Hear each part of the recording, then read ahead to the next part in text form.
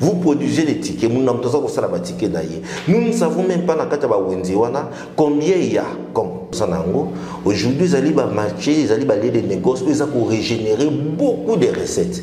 Mais je dis,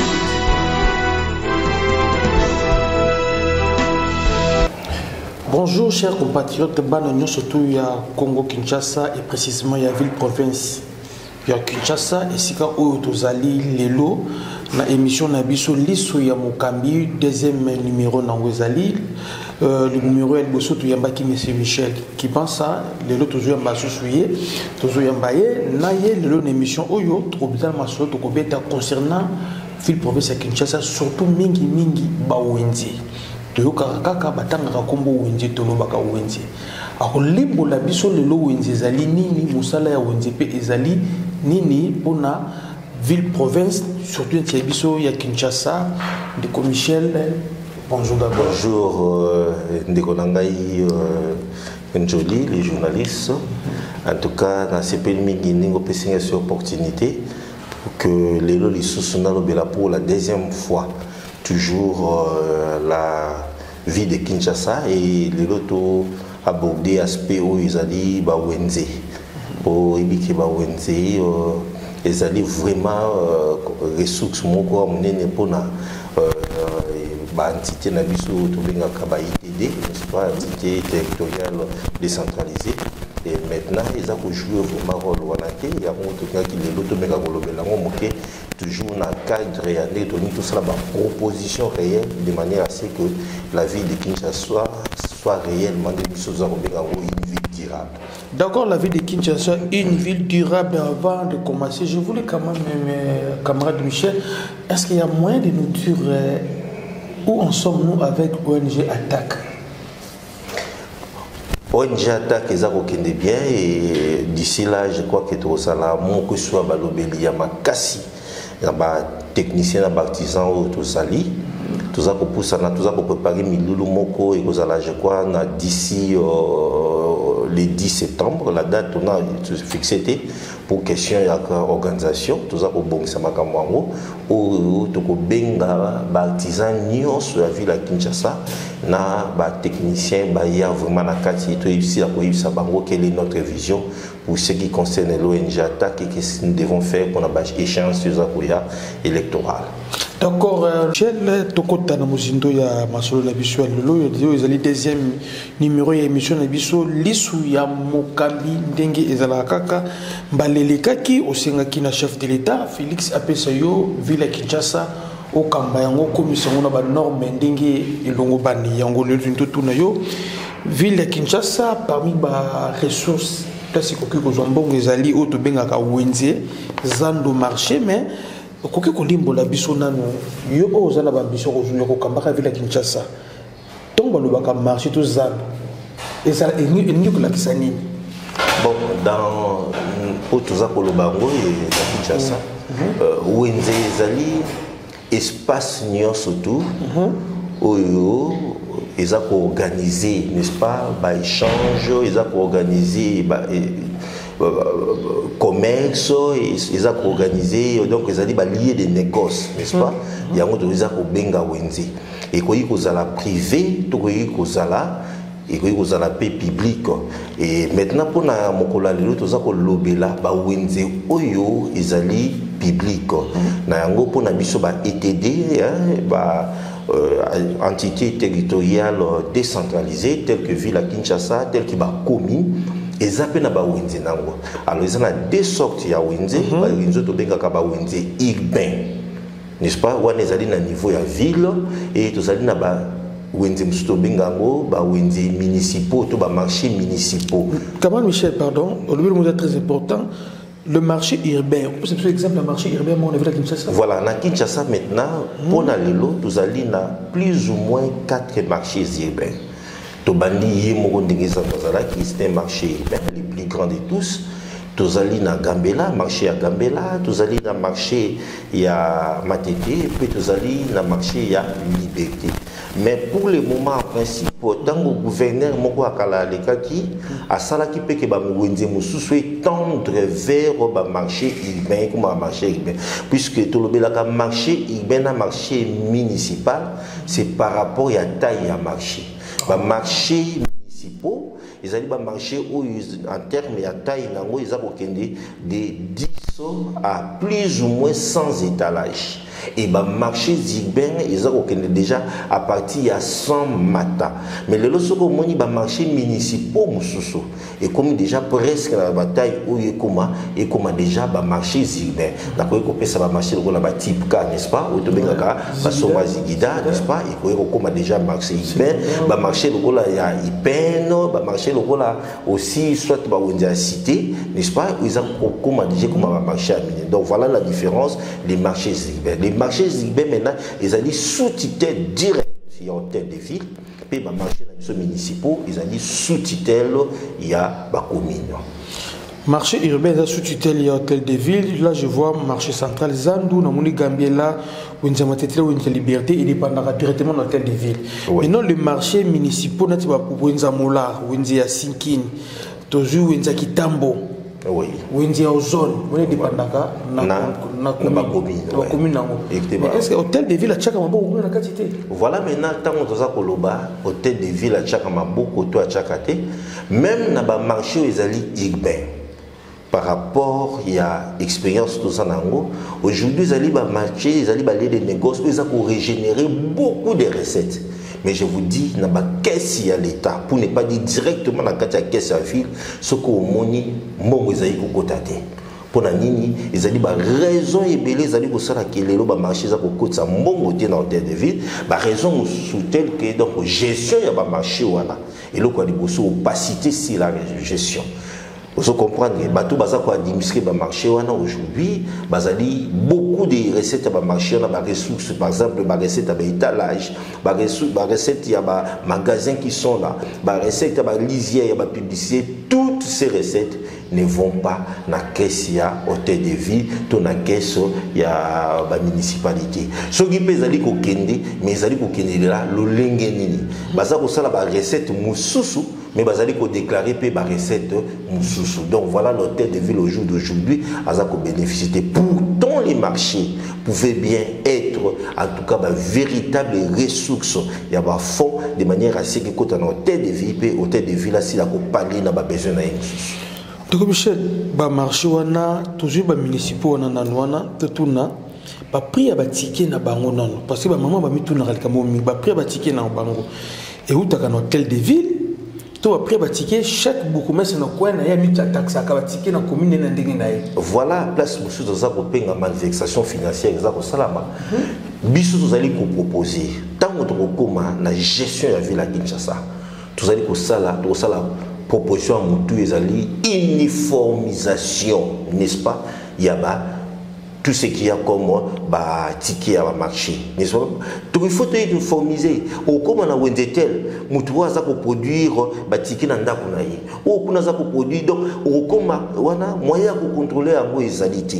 Ce n'est pas correct. Il y a maintenant coulage des recettes. Mais alors que ce tout ça qui uniformisation, ni surtout ça un point de départ, un service bien élaboré, n'est-ce pas? Et service financier, il y a ville, soit il y a commune, tout ça, uniformisation, et tout ça, il y a la capacité, soit il y a uniformisation, vous avez la capacité, il y a identification, même il y a vendeur. Au jour d'aujourd'hui, je vous dis, vous produisez des tickets, nous n'avons pas de tickets d'ailleurs. Nous ne savons même pas combien il y a comme vendeurs.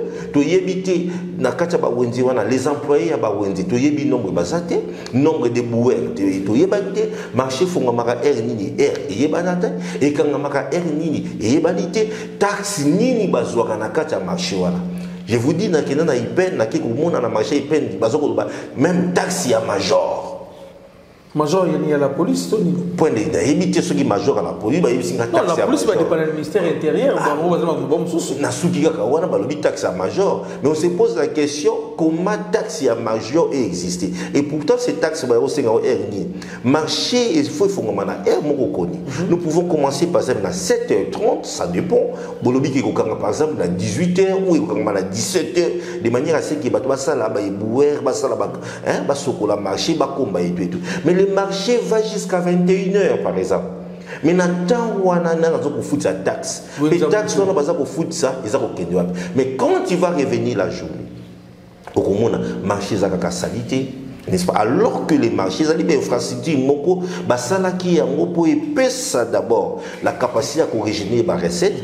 Les recettes, on est régénérer, ils allaient pour assurer nini et assurer la salubrité et assurer l'hygiène ainsi que la sécurité des biens et des personnes qui fréquentent ces lieux. Mais aujourd'hui, tenez dans le marché, ils allaient les plus sales. Je vais vous citer un marché quelque part, salité si la grande chaussée, ce n'est pas correct. Mais nous voulons changer les choses. Au jour d'aujourd'hui, marché, lié non seulement les négoces, mais nous pouvons transformer ça même dans les lieux touristiques. Les gens ils viennent, ils disent non, marché tel na sango, n'est-ce pas? Non seulement pour nous somba, mais pour la marché et les touristes et je pense à Ouinho. Voilà,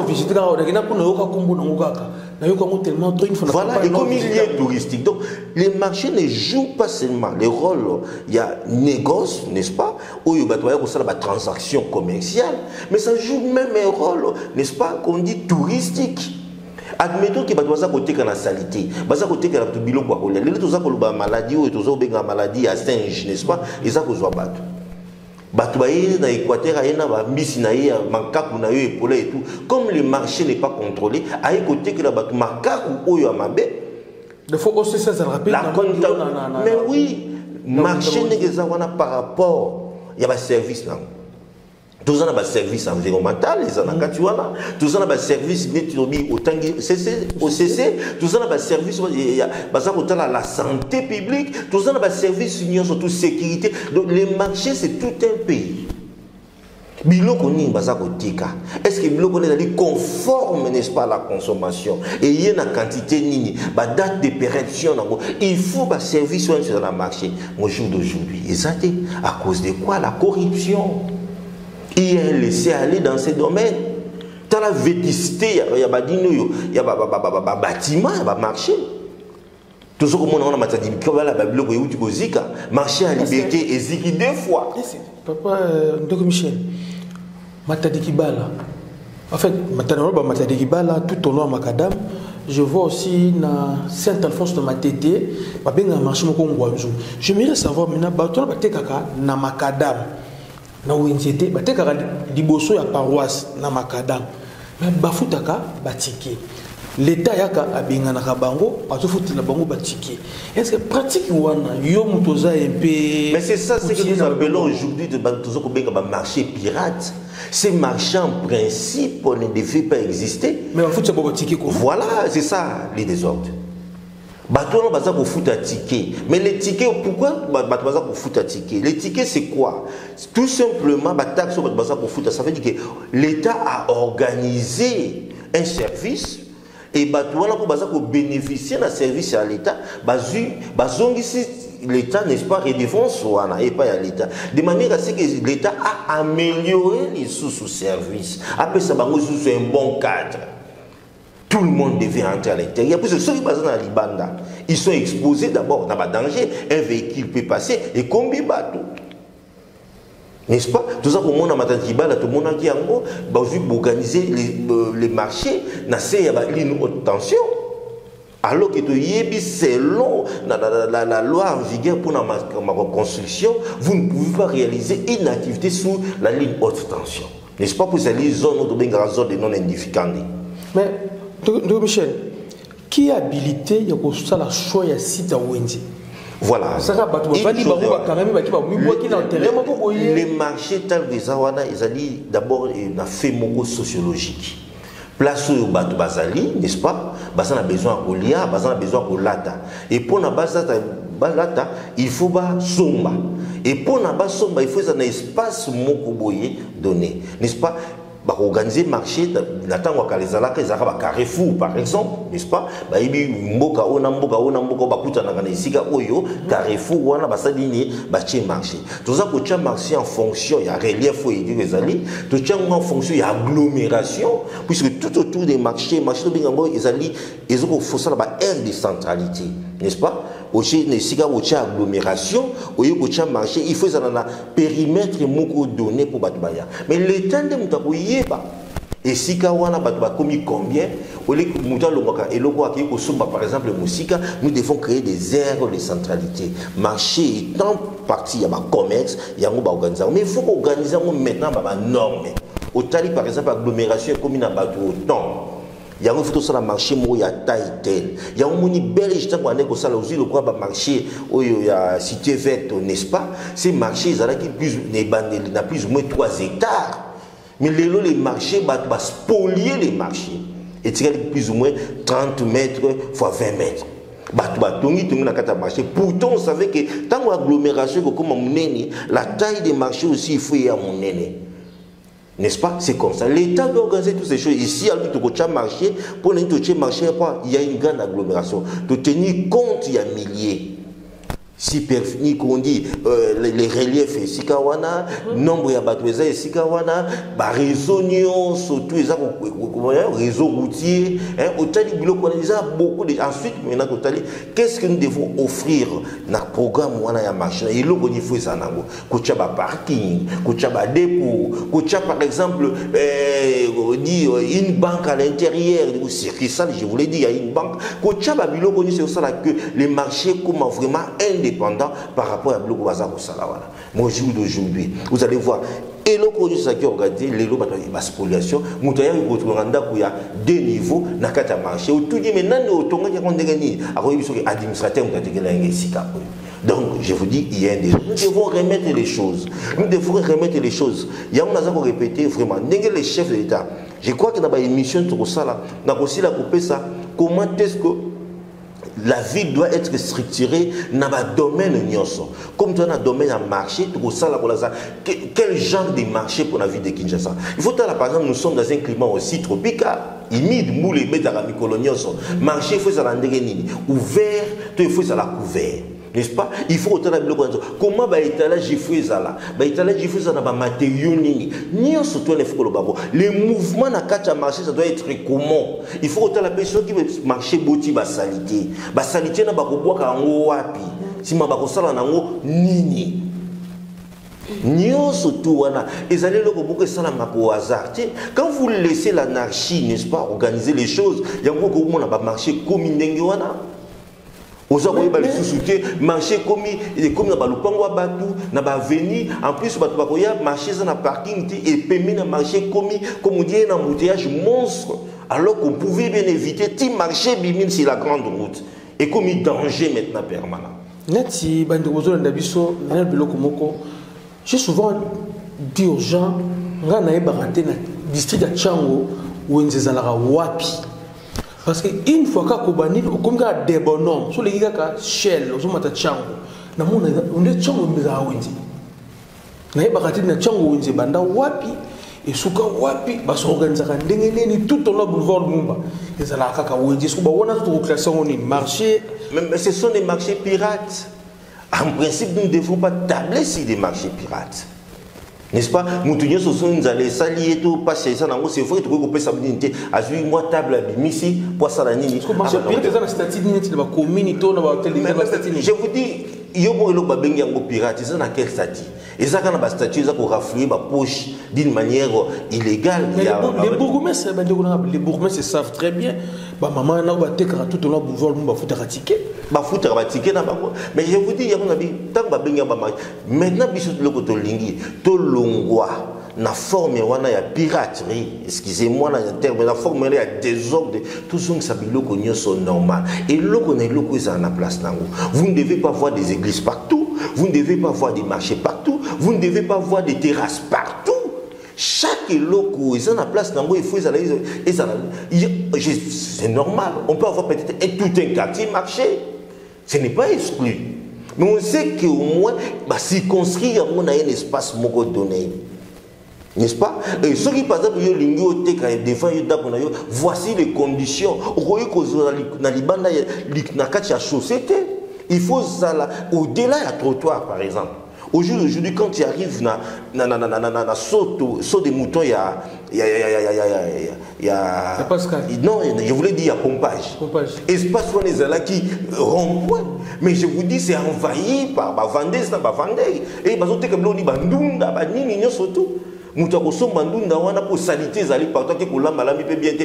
maintenant nous avons la multiplication des maladies. Ou on a pas maladie, mais sans compter les désordres. Mais on ne pouvait pas voir un marché là-bas.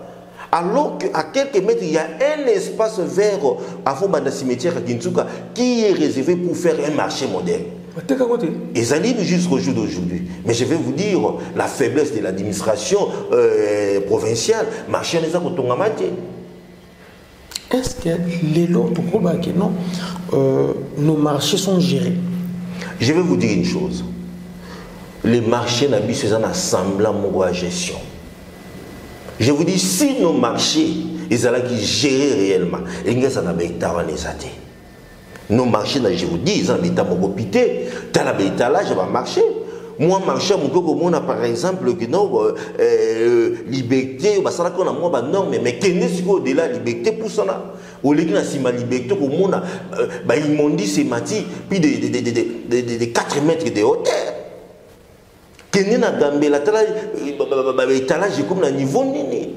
Je vous dis, on fait un semblant, il y a gestion, mais il n'y a pas. Il y a un moderniser. Il faut moderniser. Il faut comme ça, on a normes. On a des standards internationaux où il y a des marchés. Comme ça, il faut savoir la production. Mais je vous ça dis, produit combien? tous nos 4 marchés urbains, le minimum de leur production par mois, ça fait plus ou moins $250 000. Mais je vous l'ai dit, ce qu'on compte comme ils ont des étalages, ils ont des loyers, des magasins, ils ont par exemple l'énergie pour foutre des taxes sous des soirs aux salaires par exemple machine à coudre, il faut utiliser courant à marché. Il faut foutre l'ango. Par exemple, ce qui concerne la publicité, panneaux publicitaires qui sont là. Par exemple, ce qui concerne les parkings. Je vous dis, ces marchés, par exemple, rubriques financières rebellées, mais toutes ces rubriques financières, et qu'il n'y a pas. Imaginez un marché de 250, je mets minimum par exemple 200 000 les mois, n'est-ce pas? Quand tu multiplies par 30, ça fait combien? Plus ou moins 3 millions de dollars. Tout le monde, par exemple, 1 million de dollars entre guillemets pour la charge à exploitation à marché, pour foutre personnel à marché, pour ça, par exemple, assainissement et tout. Tant que nous avons 1 million qui peut rester aussi pour la ville. Parce que tous ces gens qui vont marcher là, foutre à marché. Il faut se poser la question. Est-ce que Baza même aussi répertorié? Est-ce que Baza libre agent à la ville? Tout Baza libre agent à marché, voilà. La question est là, alors que tous ceux qui travaillent dans le marché, en principe, ils sont agents à la ville. Mais aujourd'hui, nous avons un grand débat au niveau de la ville, les paiements des agents. Alors, nous avons fait un se servir, n'est-ce pas? Déjà bien.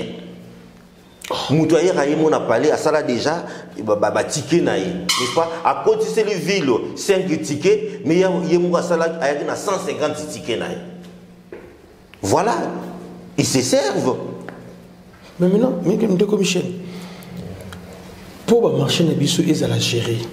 Pour la commune Nabiso, l'hôtel de ville de Kinshasa, à gérer bien le marché, qu'est-ce qu'il faut faire? Vous savez, le gouverneur a qui décret il y a cela 2 ans et demi a créé qui arrêté plutôt a créé qui régie de gestion des marchés de Kinshasa. Régie de gestion des marchés. La RGMK. RGMK. Je vous dis c'était une idée géniale. Mais je vous dis curieusement l'administration provinciale Yangomoko est étouffée région. Rôle la région est d'abord maximiser les recettes de marché pour assurer, n'est-ce pas, la sécurité. Mais je vous dis, aujourd'hui, les régimes sont dans la rue. Même pas dans le bureau, qui 3 mois quelque part, bengani bango. Comité de gestion en débandade. Nani travailleurs y a régi en débandade. Je vous dis aujourd'hui, on a plus ou moins 26 mois d'impayement. 26 mois d'impayement. Alors que pendant qu'il y a des marchés urbains, je compte ça va. Voilà. Moi, je compte ça 3 millions par an, donc ça fait 12 millions. 12 millions. Ce qui te tient, divisé par 4. Par 4. So, tu vas communion des qui dit qu'il n'a pas de recette, c'est que RGMK, la région est que 30 millions par mois, par an. Voilà. La régie maintenant manque. D'abord, ni frais d'installation, ni frais à fonctionnement. Mais bon, ils dépendent directement du gouverneur.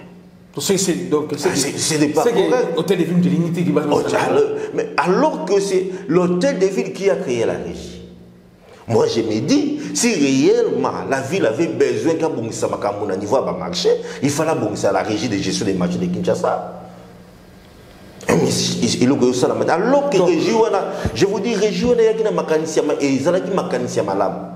Région, il y a des travaux, il y a malam, dans le marché à liberté, dans ma tête, dans Gambela. Mais au jour d'aujourd'hui, tout ce qu'il y a comme autorité provinciale et municipale, la région, la régie ne fonctionne pas.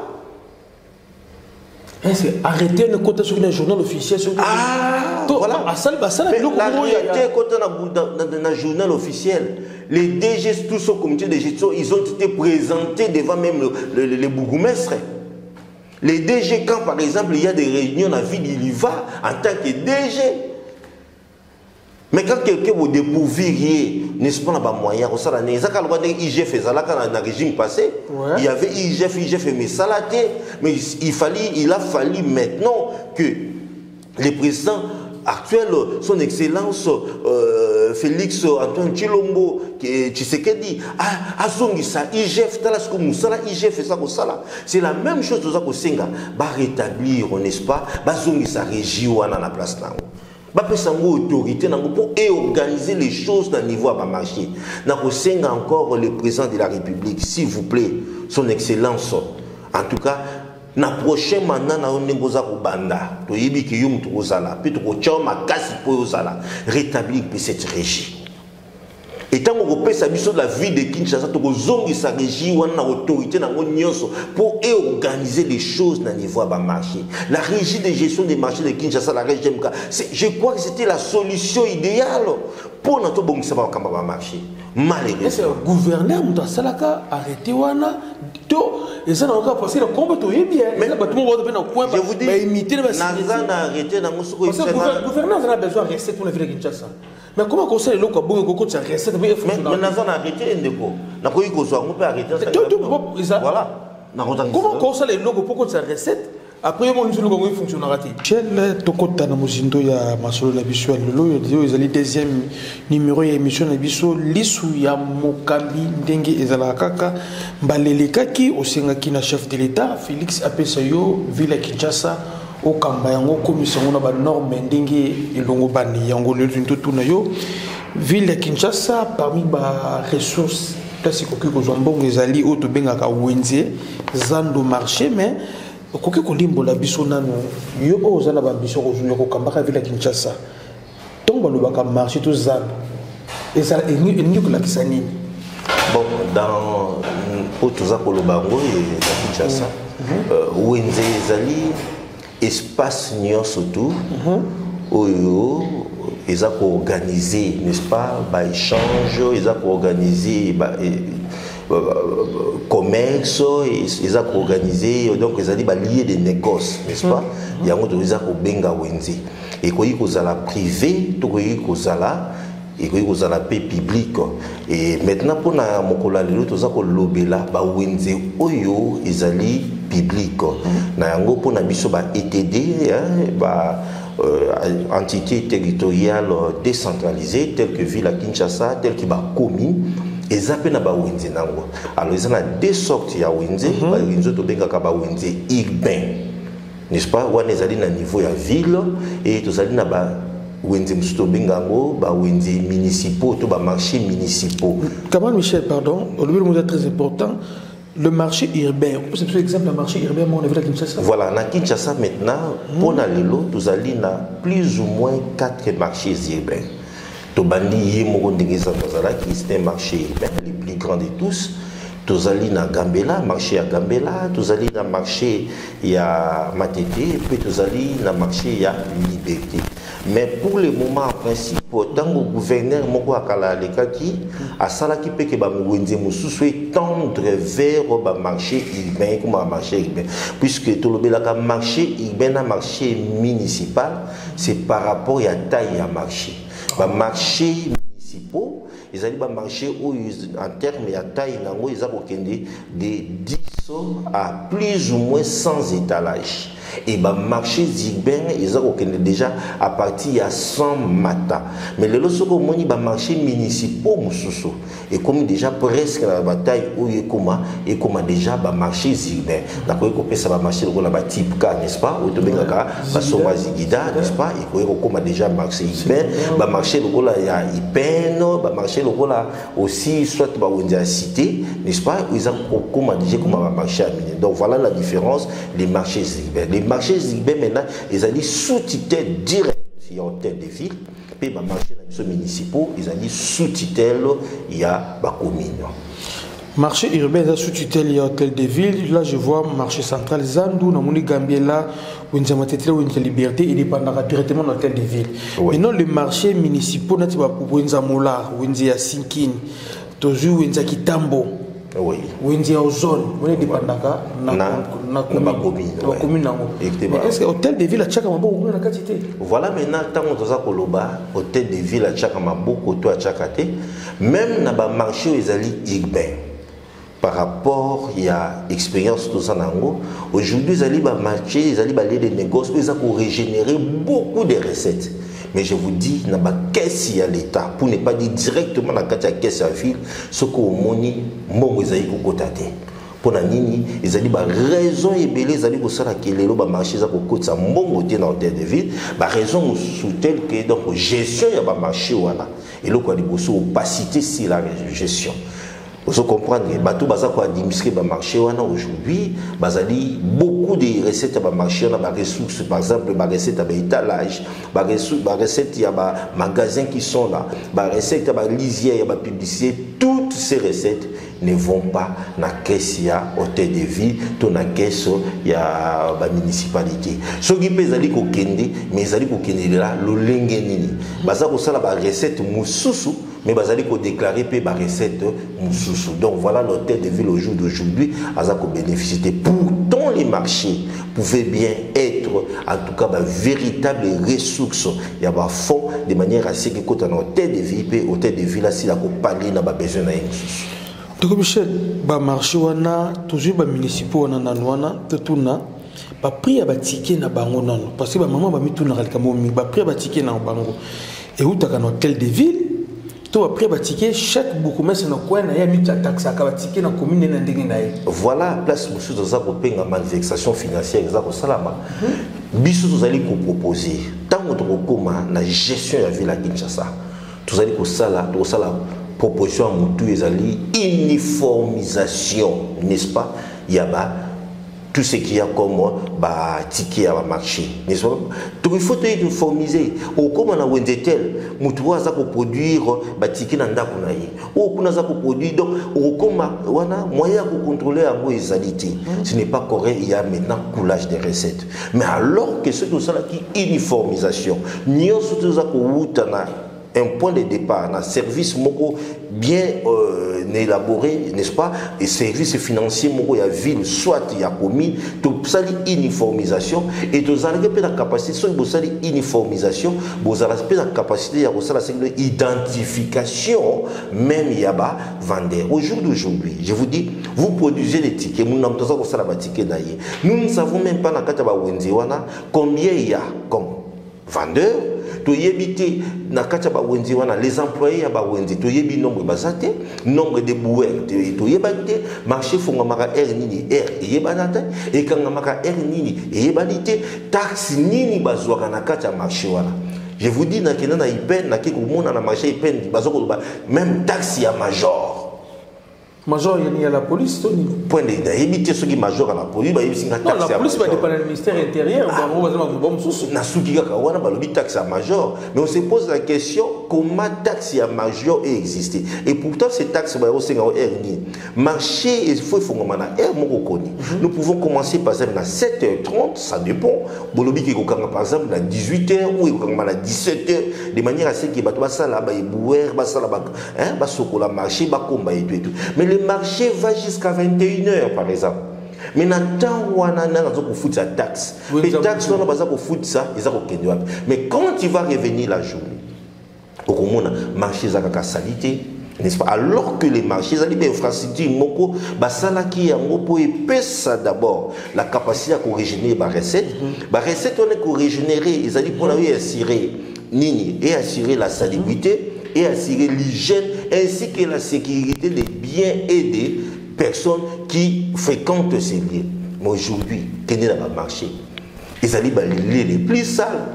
Je vais vous citer un marché quelque part, salité si la grande chaussée, ce n'est pas correct. Mais nous voulons changer les choses. Au jour d'aujourd'hui, le marché, lié non seulement les négoces, mais nous pouvons transformer ça même dans les lieux touristiques. Les gens ils viennent, marché tel n'est-ce pas? Non seulement pour nous somba, mais pour la marché et touristes je pense à voilà, et comme il y a touristique. Donc, les marchés ne jouent pas seulement le rôle, il y a négoce, n'est-ce pas, où il y a une transaction commerciale, mais ça joue même un rôle, n'est-ce pas, qu'on dit touristique. Admettons que tu as côté la salité, tu as côté la bilo quoi, tu as maladie ou tu as maladie à singe, n'est-ce pas, et ça cause battu. Na Équateur et tout. Comme le marché n'est pas contrôlé, à côté que la batu makaku oyo amabe. Il faut aussi ça rappeler. Mais oui, marché n'est pas par rapport, il y a un service là. Tous en a un service environnemental, les anakatuana, tous en a un service au CC, tous en a un service la santé publique, tous en a un service union surtout sécurité. Donc les marchés c'est tout un pays. Biloko ni bazako tika. Est-ce que biloko est conforme n'est-ce pas à la consommation et il y a une quantité nini, ba date de péremption il faut ba service sur le marché. Au jour d'aujourd'hui, exacté à cause de quoi? La corruption. Il est laissé aller dans ces domaines. Dans la vétusté, il y a des bâtiments, il y a des marchés. Tout ce que on a marché à liberté et ziki 2 fois. Papa, Ndoko Michel, Matadikibala. En fait, Matadikibala, tout au long de Macadam, je vois aussi dans Saint-Alphonse de Matété, j'aimerais savoir maintenant, na Macadam. Na Wenzete, batekaka liboso ya paroisse na Macadam. Mais bafutaka batiki. L'État yaka abenganaka bango, azofutela bango batiki. Est-ce que pratique wana yo mutoza MP? Mais c'est ça ce que nous appelons aujourd'hui de marché pirate. Ces marchands en principe ne devaient pas exister. Mais bafuta ba batiki quoi. Voilà, c'est ça les désordres. Bateau baza pour foutre un ticket. Mais les tickets, pourquoi bateau baza pour foutre un ticket? Les tickets c'est quoi? Tout simplement, taxe baza pour foutre. Ça veut dire que l'État a organisé un service et bateau baza pour bénéficier d'un service à l'État. Bazongi l'État, n'est-ce pas, redéfense et pas à l'État. De manière à ce que l'État a amélioré les sous-services. Après ça, c'est un bon cadre. Tout le monde devait entrer à l'intérieur. Parce que ceux qui passent dans la Libanda, ils sont exposés d'abord dans le danger. Un véhicule peut passer et combien de bateaux. N'est-ce pas? Tout ça, pour moi, tout le monde qui a organiser les marchés, il y a une haute tension. Alors que selon la loi en vigueur pour ma reconstruction, vous ne pouvez pas réaliser une activité sous la ligne haute tension. N'est-ce pas? Pour ces zones de non-indifférentes. Mais, Michel, qui est habilité à la choix de site à Wendy? Voilà. Les marchés tels que Zawana, ils d'abord une fait sociologique. Place où batu bazali, n'est-ce pas? Basan a besoin de lia, basan a besoin de lata. Et pour na lata, il faut ba somba. Et pour na ba somba, il faut un espace moko boye donné, n'est-ce pas? Organiser marché natangwa kalizala ka Carrefour par exemple, n'est-ce pas? Ba ibi mboka ona bakuta na kana isika oyo Carrefour wana basadini ba tché marché. Tout ça ko tché marché en fonction ya relief ou édu ezali, tout tché en fonction ya agglomération puisque tout autour des marchés to bingango ezali ezoko fossa ba aire de centralité, n'est-ce pas? Oché nesika oché agglomération, oyo ko tché marché, il faut ça na périmètre moko donné pour batubaya. Mais l'état de mutako et si kawana batuba commis combien par exemple musika, nous devons créer des aires de centralité. Marché étant partie, il y a un commerce, il y a un organisation. Mais il faut organiser maintenant des normes. Au Tali, par exemple, l'agglomération est commune à Batou au temps. Il y a un photo sur le marché, il y a taille telle. Il y a un moni belge, il y a un marché, il y a cité verte, n'est-ce pas? Ces marchés, ils ont plus ou moins 3 hectares. Mais les marchés, va spolier les marchés. Et tu as plus ou moins 30 mètres fois 20 mètres. Pourtant, on savait que tant l'agglomération, la taille des marchés aussi, il faut y avoir mon aîné. N'est-ce pas? C'est comme ça. L'État doit organiser toutes ces choses. Ici, à marché, pour le marché, il y a une grande agglomération. De tenir compte, il y a milliers.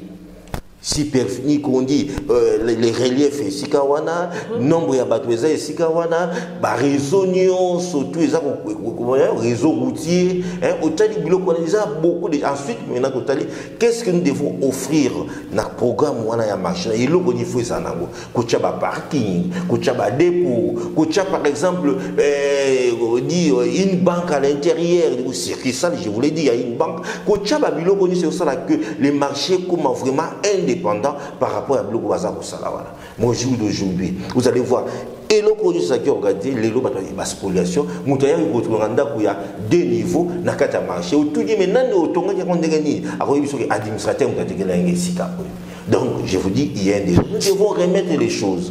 Nous devons remettre les choses. Il y a un répété vraiment. Les chefs de l'État, je crois que dans l'émission, on a aussi la coupé ça. Comment est-ce que la vie doit être structurée dans le domaine nyonso. Comme tu as un domaine à marché, quel genre de marché pour la vie de Kinshasa? Il faut par exemple, nous sommes dans un climat aussi tropical. Humide, moule, marché, il faut ça ouvert, il faut ça la couvert. N'est-ce pas? Il faut autant de comment l'étalage il faut ça l'étalage il faut ça dans matériaux nini. Surtout les mouvements dans le marché ça doit être commun. Il faut autant la personne qui veut marcher boti salité. Salité na bakoboa ka ngo wapi. Si ma bakosala na ngo nini. Surtout wana ezali loko boko sala mako hasard. Quand vous laissez l'anarchie, n'est-ce pas, organiser les choses, yango ko mona ba marché comme ndenge wana.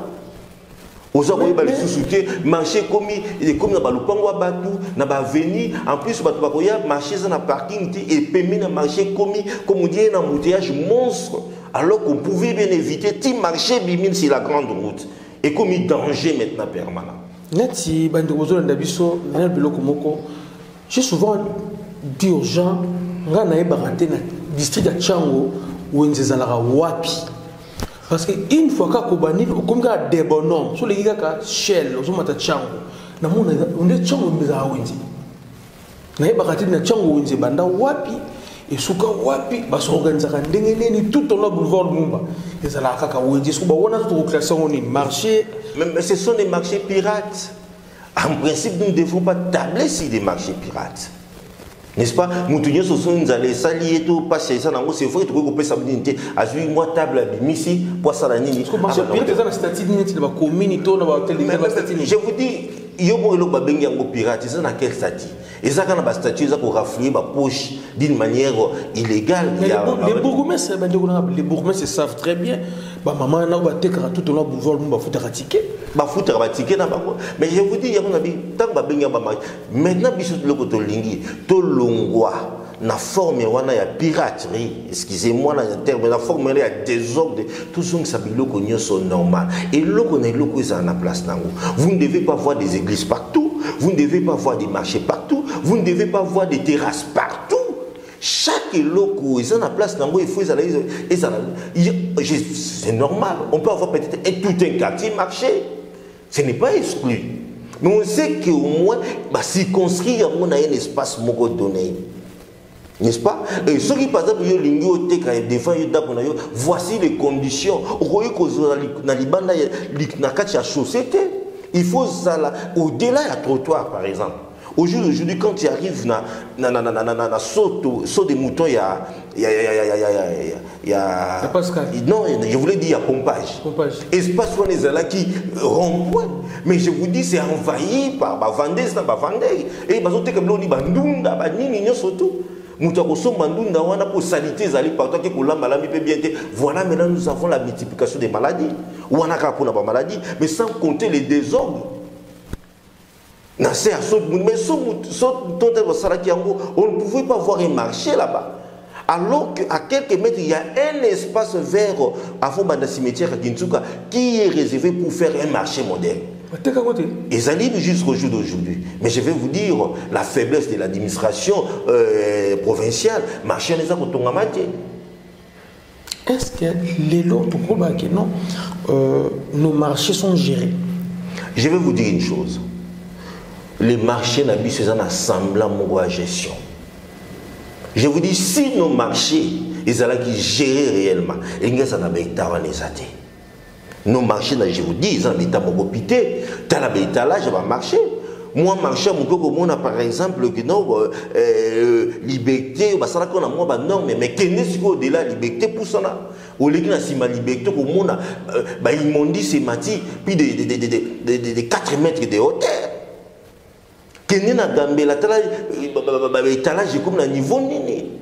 Je vous dis, on fait un semblant, il y a gestion, mais il n'y a pas. Il y a moderniser. Il faut moderniser. Il faut comme ça, on a normes. On a des standards internationaux. Il faut savoir production. Mais je vous dis, produit combien? tous nos 4 marchés urbains, le minimum de leur production par mois, ça fait plus ou moins 250 000 $. Mais je vous l'ai dit, ce qu'on compte comme ils ont ça étalage, ils ont ça loyer à magasin, ils ont ça par exemple l'énergie pour foutre la taxe sous des soirs aux salaires par exemple machine à coudre, il faut utiliser courant à marché. Il faut foutre l'ango. Par exemple, ce qui concerne la publicité, panneaux publicitaires qui sont là. Par exemple, ce qui concerne les parkings. Je vous dis, ces marchés, par exemple, rubriques financières rebellées, mais toutes ces rubriques financières, et qu'il n'y a pas. Imaginez un marché de 250, j'ai mis minimum par exemple 200 000 les mois, n'est-ce pas? Quand tu multiplies par 30, ça fait combien? Plus ou moins 3 millions de dollars. Tout le monde, par exemple, 1 million de dollars, mais pour la charge et l'exploitation à marché, pour foutre personnel à marché, pour ça, par exemple, assainissement et tout. Tant que nous avons 1 million qui peut rester aussi pour la ville. Parce que tous ces gens qui vont marcher là, il faut se poser la question. Est-ce que ça même aussi répertorié? Est-ce que ça a la ville? Tout va salir l'argent à marché voilà. La question est là, alors que tous ceux qui travaillent dans le marché, en principe, ils sont argent à la ville. Mais aujourd'hui, nous avons un grand débat au niveau de la ville, les paiements des agents. Alors Moutsoka Fouta Magata Sani a comme qu'on se servir, n'est-ce pas? Bah bien ayo yakaka kuna au sala no liaka déjà bien. Moutoyer a mon a parlé à sala déjà bah ticket naï, n'est-ce pas? À côté c'est le ville 5 tickets, mais il y a mon sala a 150 tickets naï. Voilà, ils se servent. Mais maintenant, comme Michel, pour marcher na biso ils allaient gérer. Pour la commune na biso, l'hôtel de ville de Kinshasa, à gérer bien le marché. Qu'est-ce qu'il faut faire? Vous savez, le gouverneur a décret il y a cela 2 ans et demi, a créé arrêté plutôt, a créé régie de gestion des marchés de Kinshasa. Régie de gestion des marchés. La RGMK. Je vous dis, c'était une idée géniale. Mais je vous dis, curieusement, l'administration provinciale Yangomoko est étouffée région. La région est d'abord maximiser les recettes de marché pour assurer, n'est-ce pas, la sécurité. Mais je vous dis, aujourd'hui, ça régime vous êtes dans la rue. Bazana bigote bazaba loi qui 3 mois quelque part bengani bango. Comité de gestion en débandade. Nani travailleurs y a régi en débandade. Je vous dis aujourd'hui, on a plus ou moins 26 mois d'impayement. 26 mois d'impayement. Alors que pendant qu'il y a des marchés urbains, je compte ça va. Voilà. Moi, je compte ça 3 millions par an, donc ça fait 12 millions. 12 millions. Ce qui te tient, divisé par 4. Par 4. So tu vas communion des qui dit qu'il n'a pas beaucoup de recettes, c'est que RGMK na région est 30 millions par mois par an. Voilà. La régie maintenant manque. D'abord ni frais d'installation, ni frais à fonctionnement. Mais bon, ils dépendent directement du gouverneur. C'est pas correct. L'hôtel de ville de l'unité qui va. Mais alors que c'est l'hôtel de ville qui a créé la régie. Moi, je me dis, si réellement la ville avait besoin qu'à Bongisa niveau à marché, il fallait Bongisa la régie de gestion des marchés de Kinshasa. Alors que région, je vous dis, région est un mécanicien et ils ont un mécanicien malade. Région est ça là travaux il y a malam na marché à liberté, na matete, na gambela, mais au jour d'aujourd'hui, mais naba tout ce qu'il y a comme autorité provinciale et municipale, la régie ne fonctionne pas. Arrêtez de compter sur le journal officiel. Voilà. Mais l'arrêté dans le journal officiel, les DG, tous ce comité de gestion, ils ont été présentés devant même les bourgmestres. Les DG, quand par exemple il y a des réunions dans la ville, il y va en tant que DG. Mais quand quelqu'un vous découvriez, n'est-ce pas, pas moyen, IGF dans le régime passé, il y avait IGF mais salaté, mais il a fallu maintenant que les présidents actuels, son excellence Félix Antoine Tshilombo, Tshisekedi, IGF, c'est la même chose que Senga, rétablir, n'est-ce pas, région à la place. Autorité pour organiser les choses dans le niveau à marché. Nous encore le président de la République, s'il vous plaît, son excellence. En tout cas, na prochain mandat na onengoza ko banda to yibi ki yum to ozala puis to ko choma kasi po ozala rétablir cette régie.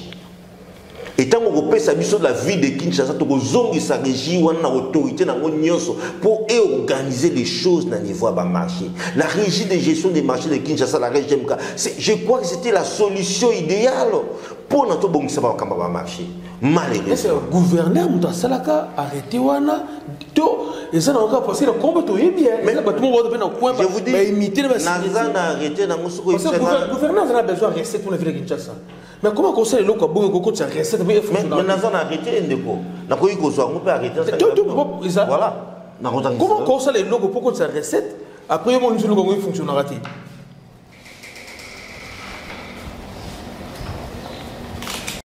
fonctionnement ya création na fonctionnement ya RGMK.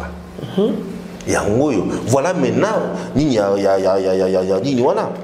pourquoi créer Kiango, n'est-ce pas, de la création. Il a été créé dans la ville de Kinshasa un service public à caractère technique et commercial, doté d'une autonomie administrative et financière, dénommée Régie de gestion des marchés de Kinshasa, en abrégé la REGEMK. N'est-ce pas? La REGEMK est placée sous l'autorité hiérarchique du gouverneur de la ville de Kinshasa et sous la tutelle des ministres provinciaux ayant l'intérieur, la sécurité, la justice et les affaires coutumières, ainsi c'est lui ayant les finances et l'économie dans ses attributions. Voilà. Mais ça, voici mission. La régie de gestion des marchés de Kinshasa a pour mission l'identification de tous les occupants des différents marchés urbains et municipaux. L'identification. La supervision et la coordination et de l'ensemble des activités des marchés urbains et municipaux. La gestion et le contrôle des imprimés de valeurs et des marchés urbains et municipaux. Donc, c'est imprimés de valeurs, ils sont faits les gens quoi? Batiqué, tout ça côté que la bateau là. Ah, donc. Et pourquoi créer un marché à comment on s'en a batiqué? Voilà, donc, voilà. Donc, le grand problème, c'était que tant que le gouverneur a montré que, dans le côté de Wendy, plus rien n'allait, il y a quoi créer une région. Mais ça directement, on l'a étouffé dans l'œuf. La régie ne fonctionne pas. Voilà. Donc, c'est ce problème que nous avons. Il y a vraiment. Je recommence encore. Dans le deuxième mandat, il y a chef de l'État à rétablir encore cette régie de manière à ce que la régie ait même des solutions idoines pour ce qui concerne les marchés, tout moderniser, tout assainir, tout comme ça, plus monnaie, comme les sous qui comme lié des négocios et finance na caisse à l'État, comme les sous même touristique et attirer encore plus je ne dis pas des clients, mais des occupants ainsi que tous ceux qui vont venir voir ce qui va se passer là-bas. D'accord, donc je te parce que il y a une question. Est-ce que vous avez un nombre d'idées, un nombre de ONG vous en avez à Kinshasa? Tu as vu la Kinshasa pour le moment, tu as vu un travail, mais rien que pour la chambre, tu as déjà 100 idées ONG. Il fallait maintenant attendre qu'il y ait une région quand on continue sur ça le travail. Si Tchangou a seulement 100 idées, nous en avons 4 districts. Mettons le minimum à district. Par exemple, mettons 80. Multiplier 80 fois 4, ça fait 320. 320. Vous comprenez le nombre de non. Voilà, sans compter le marché pirate. Sans compter le marché pirate. Alors, tous ces marchés, ils ont un côté mongo na caisse à l'État. Caisse à l'État, comme la mongo unité. Mais aujourd'hui, ça côté côté. Nous, on va moderniser les marchés. Donc, changer na bataille à Bawenzi, na ba forme à Bawenzi, na ba présentation plastique. Non, mais ce sont des espaces spoliés, tout simplement. Que chaque marché comme on a titré. Tout ça là, je vous dis, l'administration à l'époque coloniale avait déjà prévu que le marché au sein de l'extension et que zone d'extension. Et qui vous dit que le marché faut ça la carte comme on dit et pour ça tout simplement la surface à longueur. Non, nous pouvons aller en hauteur. Tout est possible. Ah ben oui, les marchés ne sont pas en hauteur. Tu organises les choses correctement bien. Peut-être on va ça dans un doute. Bon, évidemment, ça aussi, l'Occupation ça m'a déjà bien un coup de chapeau à notre actuel chef de l'État.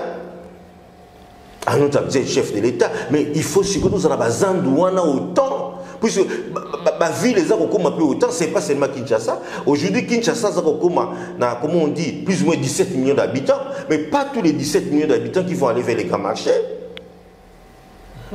Nous sommes en train de faire la nouvelle vie vers Tchangou, Maluku. Pourquoi pas avoir la même conception à marché de Salina Zandu, tout le monde pour un autre grand marché. Pourquoi pas en avoir en Bandangou ou en Matadi? Ici, quand je suis en train de parler, s'il vous plaît, je ne parle pas seulement de Kinshasa. Je suis en train de parler des marchés à travers la République tout entière. Évidemment, j'ai fait mon accent, j'ai mis mon accent sur Kinshasa, puis c'est là où je suis. Ce qui se fait aujourd'hui dans le grand marché, c'est bon, c'est très bien même. Mais on peut le faire aussi dans mon Kinsuka, il y a tout intérêt. Pourtant, empêcher Batoa le Kinsuka. Tout est possible. Donc, comme vous avez bien suivi, Ndeko Michel expliquait très bien, si nous sommes sérieux et nous mettons beaucoup de sérieux dans la gestion du marché, je pense même que la ville de Kinshasa et que c'est développé rien qu'il y a un bon bâtiment, 500, 300, une fois déjà, vous aurez réuni au moins 30 millions par an dans la ville de Kinshasa pour avoir recette à Bawinti. Je pense qu'on dit que route pour matin qui bala au salaire au salaire on peut se battre donc nos marchés ne sont pas gérés. Ils ne sont pas gérés parce que les dirigeants biso ba ligne na ba to gérer yango moni ndeko ki ba Michel Alobi ba peut se ville à Kinshasa rien que la Wendy comme ça va rester à combien c'est la provision budgétaire hein les losoki ba pesingai la ville de Kinshasa. Je crois que le marché local a zanto le salon ba recette. Je vous dis, il y a 250 000 les mois, n'a pas doublé ou même triplé. Aujourd'hui, bah tu vas combien belé. Aux autres monde, ce que ça n'a pas Wendy wana, bah annexe n'y a pas Wendy, bah tentacule y a pas Wendy n'y a pas les paiements wana, tu vois bah canaliser. Et je crois que biloko n'y a surtout que vous allez paiement y a pas Wendy, bah nzela vous allez paiement pas Wendy ko sango. Je ne peux pas comprendre que marché les allez ici kawana, aujourd'hui bah nzela vous allez paiement naïe et tout dans la bah poto ils a robé bah et tout. Nous allons changer même la voirie n'est-ce pas qui encadre bah Wendy wana. Bah Wendy selemba au toko bongi ça paiement les alentours. Nous allons vraiment créer une véritable aire de centralité.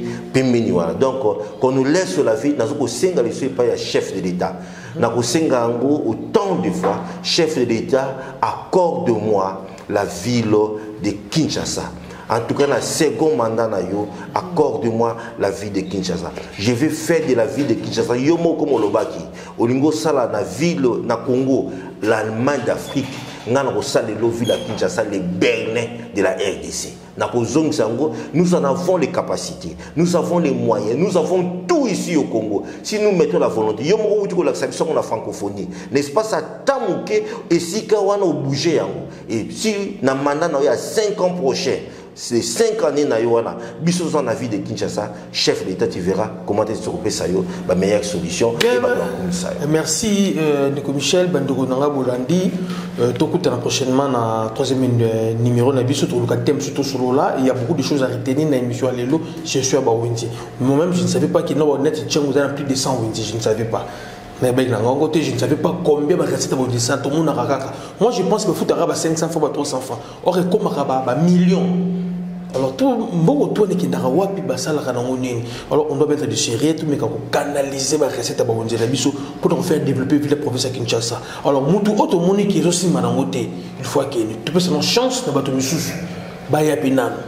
Hein comment on vient à Wendy msusu courir ça là oui courir comme katana oh Wendy courir oh bazana facture à 3 millions de francs congolais oh facture à 22 millions mais bien on teka courir chaque jour na Wendy vous allez venir donc bref c'est ça.